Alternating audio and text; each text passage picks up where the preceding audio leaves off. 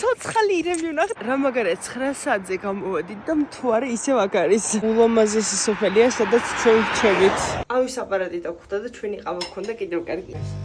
მგონია რომ საირმეში ვარ. ისე ეს ადგილი საქართველოში რო იყოს უჭველი საირმე ერქმეოდა, იმიტომ რომ ძალიან ბევრი ირმები არიან. აუდივართ უფრო ბაღლა და ბაღლა. ძალიან ლამაზია ქაურობა, პორშეები არის ჩაკოლებაზე. ერთი საუზმოთ. ეს არის ჩვენი დიდი საუზმო. ნიკას უკან აქვს სუფრა გაშლილი. ვიყიდე კრაპფენი, რომელიც არის ამათი ტრადიციული დონატი. ჯერ კრემი არ არის, მაგრამ ძალიან გამრეულია. ვაუ, აი კრემი ამას ვიდა. რაღაც სასტუმროსთან მოვედით, რომელიც ჰაერშია გამოკიდებული. სინამდვილეში უკან მთელი შენობა იჭერს, მაგრამ $800 აღერს ერთი ღამე აი აქ.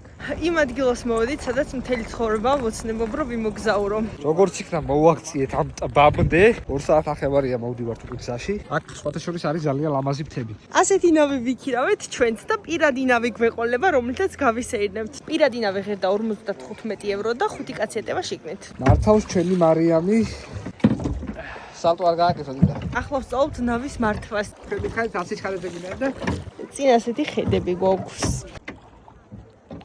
კარგი გასეირნება გამოგვივიდა მოკლედ ტბაზე. ახლა ნიკა გვატარებს.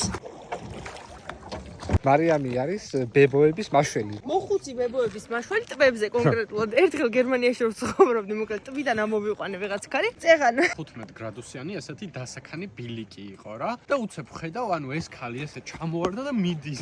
მარიამის პირველი ინსტინქტი ეს იყო.